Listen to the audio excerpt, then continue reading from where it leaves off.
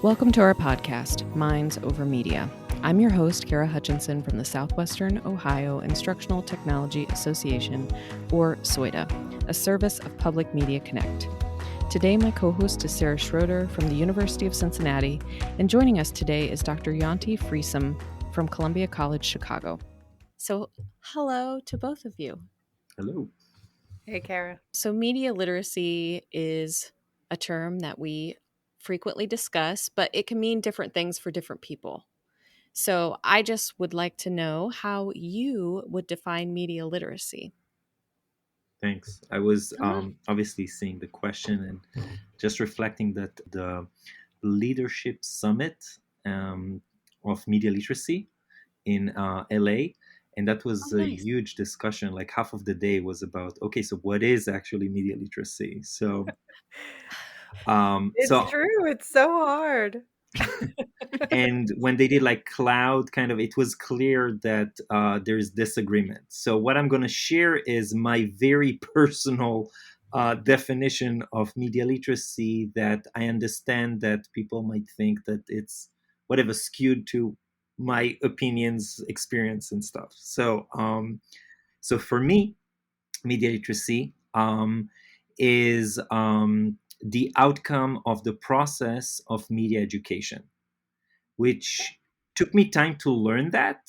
Only after I looked at UNESCO 30 years of programming, when they shifted from talking about media education to media literacy, and they're saying that they wanted to shift to look at the outcome and not just on the process. And that kind of put things in order, because English is my third language, and media literacy doesn't make much sense not in French and not in Hebrew. So it took me time to understand what it is. So when I'm explaining what it is, it's easy for me to say, okay, we're teaching students media education, but the outcome, what they're going to get out of it, is to be media literate. So I need to put all those explanation before I'm actually giving you the definition, because that puts things in perspective. And then following the work of my former advisor, now co-director with me, Renee Hobbs, the definition is of media literacy is the ability to access reliable information, to be able to analyze and evaluate media messages, to be able to create media messages, to be able to reflect on your own media consumption and impact, and then to be responsible and social and act in a way that is really thinking about the human component of media or mediated interaction. And just the last thing that in the summit came up, which is interesting, is unlike media fluency that people are talking about, because a lot of people, I think, are comparing and kind of thinking that media literacy is media fluency. Media fluency is just to know how to navigate the media, which is part of media literacy, is important. But if you're fluent in doing that, you might not have the social responsibility or the reflection, and then you're not media literate. So for me, again, my own understanding of media literacy is that it's to be fluent in using media and what you need to do, but also the social responsibility. So people who know how to manipulate the media to get outcome, to get political agenda, or to get some kind of profit, they're not media literate on my understanding, because they don't have the social responsibility part.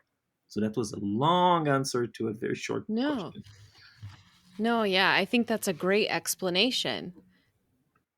Yeah, I love that you're looking at the outcome, because so often when we talk about media literacy, people are talking about the process, and they're talking about media, like you said, media literacy education, and separating those two things, media education and media literacy, is interesting to me because I haven't heard it talked about quite like that before.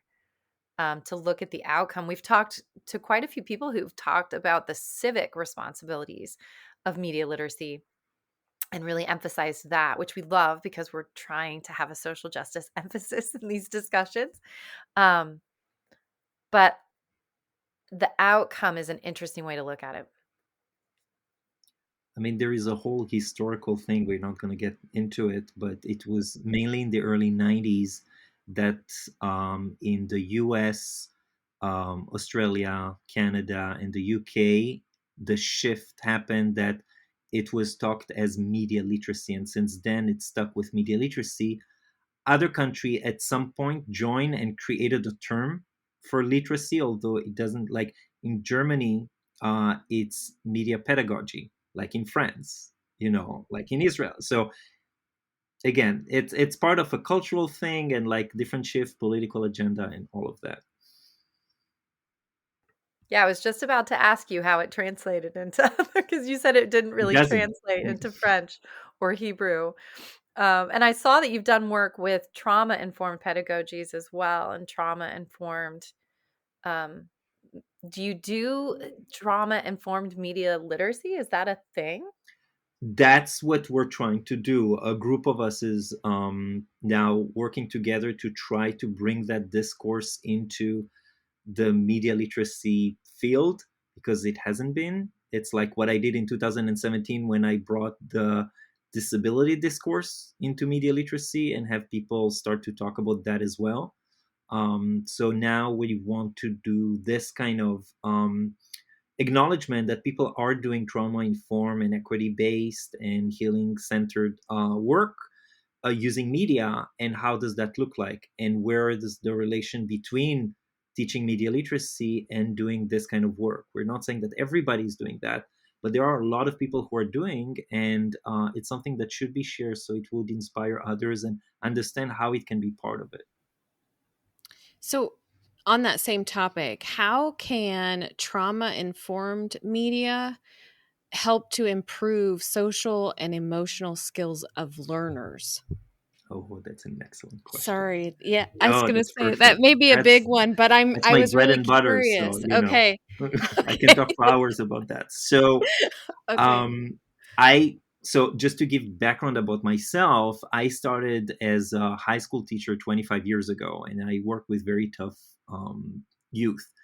And then since then, I'm like devoted to that work. At some point as a teacher, I felt not supported and started to figure out what are the ways to support. And then I did an MA and then a PhD. And so that's my mission, basically, to help especially K-12 educators. Um, but when I was working in the school, and especially working with students who had different disabilities, I worked a lot on the social and emotional learning. So for me now, like especially during the pandemic, understanding more the work of trauma informed and healing center practices and equity based, um, that connects like naturally to the work that I've been doing for 25 years, which is connecting media production and media literacy education with social and emotional. The way we're now, especially as we kind of out of the pandemic, but still we can see some impact of it. We all been traumatized in different levels. I'm not trying to compare the trauma of each one of us, but we did experience something very traumatic for 3 years. And so a lot of the practices that are trauma informed is basically now regular, like practices just to get people to be emotionally and socially balanced to be able to even get into learning. My big argument is that media literacy has a lot of component of cognitive analysis of media messages. But if students are not balanced and are not ready emotionally and socially to be there, no learning will occur. And so that's my motivation to start with doing trauma informed, getting to an environment that will be more balanced, and then getting into the practices that are higher level of cognitive domains. But because going back to 54, everybody's talking about the Bloom taxonomy, which was cognitive domains. But people are forgetting that there were two other books that were published that are less known that were also one about the social emotional and one about the kinesthetics. So this is something that needs to be addressed as well. And doing trauma informed, there's a lot of different practices that we can also discuss that needs to be in the class. But the idea is really about balance and about inclusion and about like way that students feel that they're part of the discussion, that they can contribute to the discussion, and they feel safe enough to engage in the learning process. That's really in a nutshell. Yeah, and I think that's so challenging when you're working with a diverse population, which is every single classroom. I mean, every classroom, we've such variability in the classroom.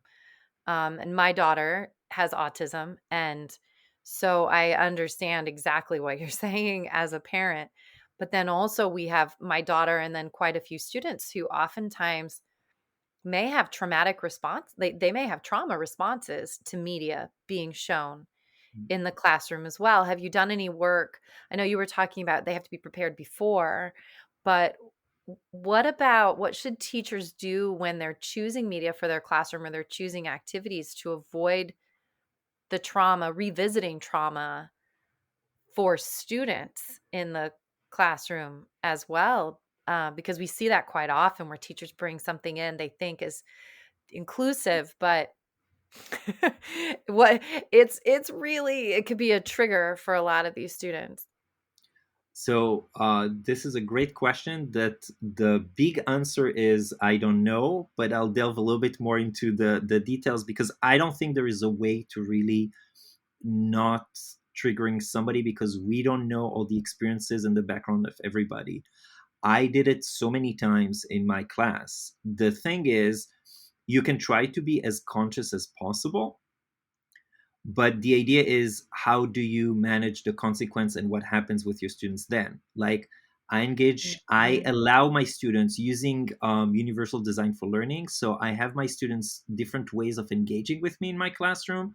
I have different ways that they can express themselves, and I give them a lot of places to reflect when they're giving me some tough reflection that I'm like, ooh, okay, I'm sorry, I didn't know. And they're telling me like a month later, it's not even right away, and I'm like, I'm so sorry, and genuinely, like, I'm sorry. And we're trying to discuss. Sometimes they don't want even to discuss, they just wanted to share that they were offended, and that's it, and we move on, which is again fine. I The most extreme example that I have was shared in the book that I edited last year, the Routledge Handbook of Media Education: Futures Post Pandemic. It's the longest title ever.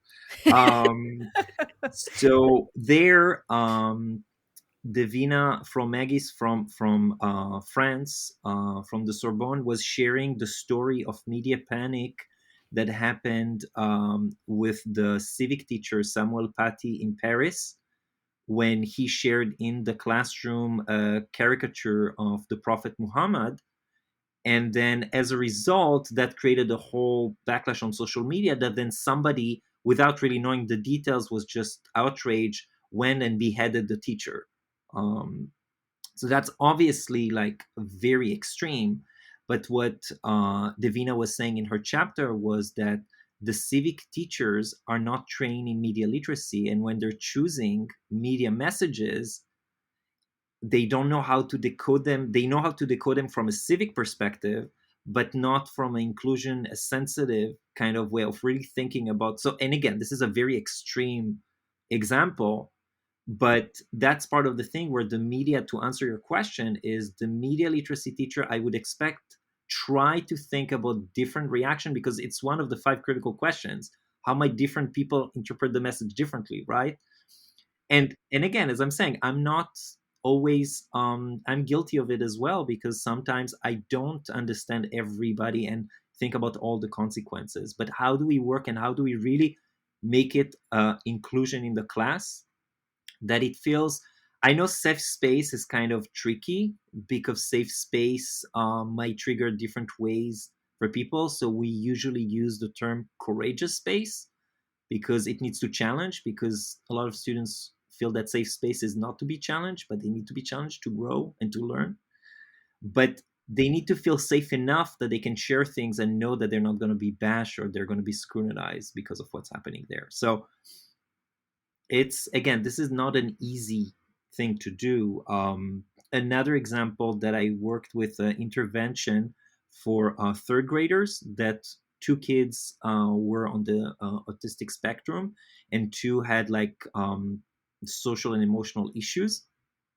And I was working with the speech pathologist and the school psychologist to like figure out what would be a great intervention using media. And it was fascinating, because they started with doing scripts, and it was all over the place. It was so structured that the students resisted and didn't like it. Then they said, you know what? Okay, let's do whatever you want. And they started to take like pictures and videos. And the kids with autism didn't like to see themselves. And they were like, and it was mayhem as well. And they're like, okay, so very structured doesn't work. Open like doesn't work. So what I said, maybe we do like a structured freedom kind of thing. And then they went into animation application, and the students chose their animated. It was Puppet Pals 2, I think Oh, the name of yeah. the app. Oh, yeah. Yeah. And okay, I love so Puppet Pals. Yeah. so then they voice, but it was not them. There was an alienation, dramatic alienation, like in expressive and art therapy kind of term, that allowed them to actually act, do things. They felt freedom, but it was structured that they needed to do it with a specific theme, and then they watch each other and they reflection, and that was when it was successful. But they needed the two failures to get into the success of what happened. And the kids came and they were devoted. I did observations, and it was amazing that although it was frustrating and failure and stuff, the kids still felt connected and wanted to come. And that's what I'm talking about. So Yeah. they feel strongly bonded that they can still acknowledge and have failure, but still come and do the work. Yeah, that's such a Oh. fabulous example, because I think so often Mhm. as teachers we try something and it fails, and then we go, "Oh, this is just a terrible idea." Like, Yeah. I'm done. I'm done. It's a terrible idea. But knowing that what works with one student isn't going to work with every student. Um, my daughter loves to see herself on camera. Mm. And so when we were doing social stories, trying to get her to clean up her space, something really simple, she was all over taking pictures of herself, reenacting the whole thing. But not every student would be in that same space. That's a great example. Yeah.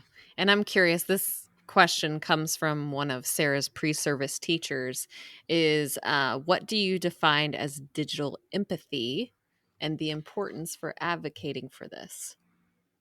So it's a very strange term. So when I came to the US to do my PhD, my advisor Renee was asking me, okay, so what's the thing that you're interested in? And I said, I've been working with a lot of different students that have different disabilities, different challenges, immigrants, and like all over the place.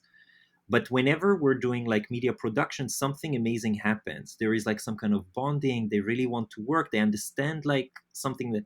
And she was like, okay, so what is this thing? I was like, I don't know. So I was looking, and then I found like, you know what? Empathy. That would be what I would consider. And so I started to look at like this term, and I just used the term digital empathy. But what's very interesting is that since then, we're talking like 13 years ago, um, a lot of different people are using the term, and it's very different. So I've seen a lot of marketing and PR, and there's a lot of books that claims about digital empathy, that the idea is that they're promising to have digital empathy to market to their audiences better, to understand their audience. And I'm like appalled and saying, wait a second, that's not empathy.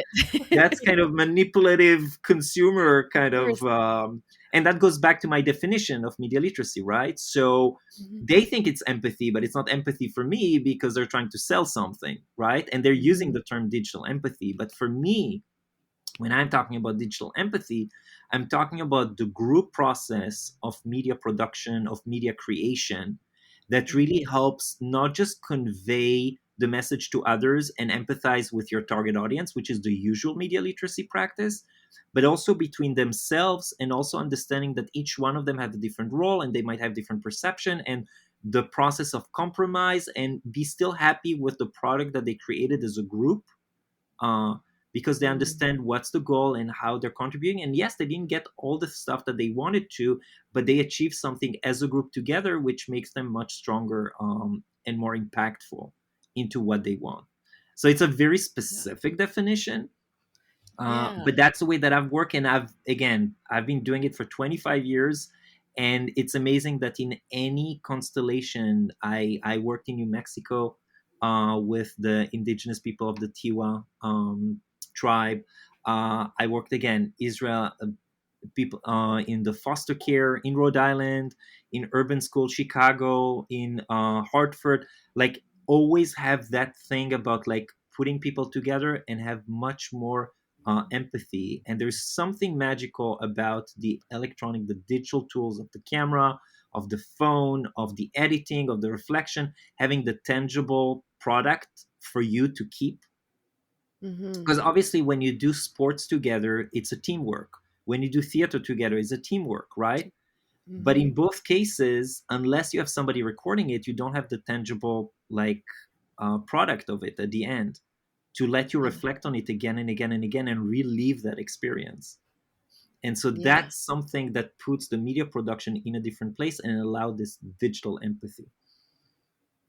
I love that. And so many other skills are being developed in those situations as well. Yeah, That's I used executive functioning to map like the social and emotional, also cognitive outcomes of doing a group media production. I call it the media production hive because it's really like a hive that it builds each skill upon the other skills. And then you have the whole palette of executive functioning because they learn to create something together successfully. So they exhibit all the executive functioning to be successful in doing that.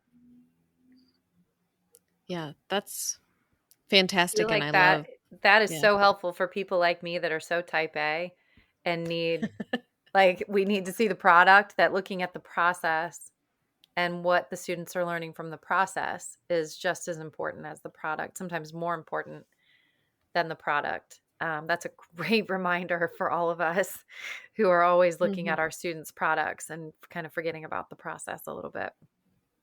Yeah, for sure. Well, and in K-12, sometimes teachers lose that sight because Yeah. everything's focused so much on testing and those standards they have to hit, and be sure that in that process piece gets lost sometimes just But because. I mean, relating to standards, what we did in Illinois with the Illinois Media Literacy Coalition, we published something we call the crosswalk, that we advocate that media literacy is not a subject matter, but media literacy is a pedagogy. And our webpage, which is ilmlc.org, has only like 4 pages. So it's not like a difficult, it's not like the media education lab where we have thousands of resources and stuff.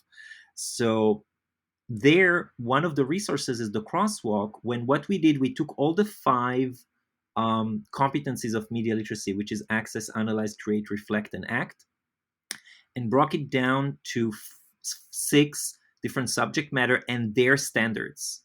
And the idea is to communicate to teachers that you don't need a new expertise as media literacy educator. You just need to tweak a little bit something that you do already, and you're hitting those standards. So if you hit your own subject matter standards, you're doing media literacy. You just need to like add one tiny thing of like ask this critical thing, or using like the media, or reflect on like why was it done the way it was done, um, and then you are doing media literacy in it.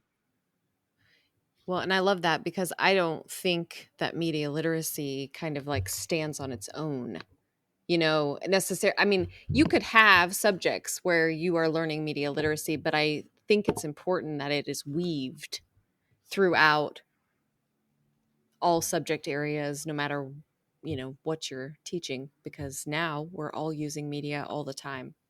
So, I That something might be provocative, I don't know, but I said that media literacy is the tool, it shouldn't be the goal.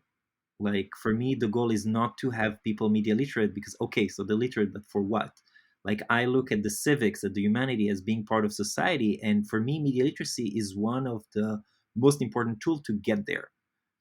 And so we need to look at media literacy as the tool to get to where we want as a society, uh, but it's not the end goal. Yeah, absolutely. Absolutely. This framework is this crosswalk is fantastic too. And we'll share a link to that with the podcast for all of the folks that might be Yeah. listening. Um, because I think so often districts are lumping media literacy in with English, with English language Mhm. arts, and they align it with English language arts standards. And we were guilty of that when we did work with a local district, that was the immediate gut reaction was, oh, let's align it with ELA. It fits, right? Let's look at the ELA standards. But I love that you're mapping it to SEL standards, that you're mapping it to Science. various subject out. Yeah. Yeah, science. Yeah, absolutely. And again, this is a work of like the 100 members of the Illinois Media Literacy Coalition, because each one brought their own expertise and we pulled it together. So this is really not just my work. It was a collaborative work, and the nature of it, because there's so many different aspects that each one is an expert in it to bring it. And people are saying, wait a second, why you don't have science? Wait a second, why you don't have computer? So we're like, okay, so let's put it together. Um, so that's the benefit of various perspectives. Okay, I'm going to ask you a little bit about the Media Education Lab. So, one of Sarah's students was also curious, what forms of community service does the Media Education Lab do to improve the practice of media literacy? Okay, we don't have a So, lot of time for that, time. but so the Media Education Lab was established 20 years ago as part of Renee moving to Temple University in Philly. When I came, I Okay. had one semester at Temple, and then she moved, and I moved with her to University of Rhode Island. And then after Okay. I graduated, I moved to Connecticut, and then I moved to Chicago. And now the lab is basically a online space, learning community that Okay. we're supporting media educators. And we're going to have a Media Ed Institute and the Media Ed Forum, which will be like a conference in January. The Institute will be in February, an online professional development. And what we do is we are basically an organization that helps leadership development for media literacy.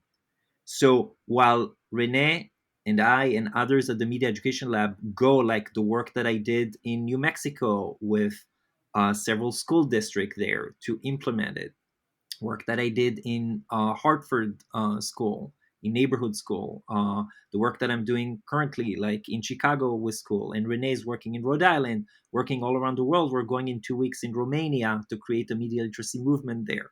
I'm serving on UNESCO, the international. So we're doing a lot of what you would say, community outreach, service, engagement.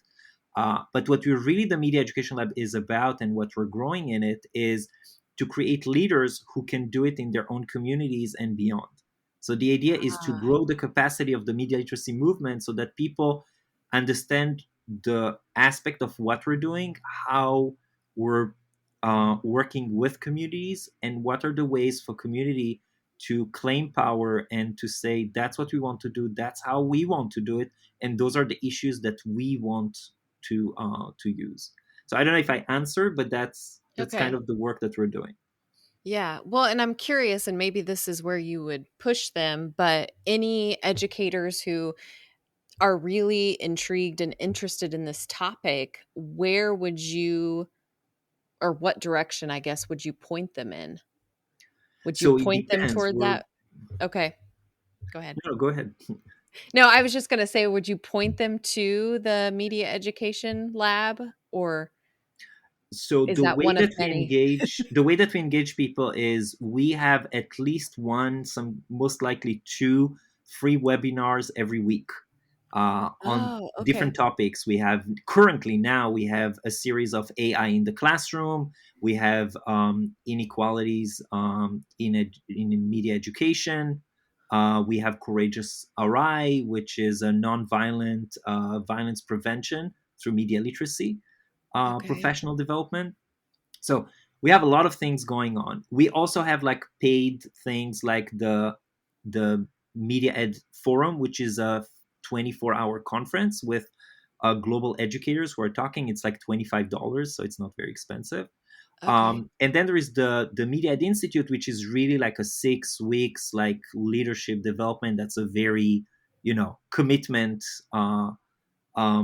to take it. But to be part of the Media Education Lab, you first join the newsletter because that lets you know about all the crazy stuff that we're doing, and then you're welcome to join. And people, what happened was that people have joined several online sessions and found their like interest and started to talk, and people are scheduling times to meet with me and share their interest. And then we figure out what's amazing about the Media Education Lab that, I came there 13 years ago, was that it's a space where everybody can do like things that are related to media literacy, and we're supporting what they're doing. So if people want to contact me personally, want to join the newsletter, want to come to our free webinar series, like, they're more than welcome. We always appreciate people coming and joining.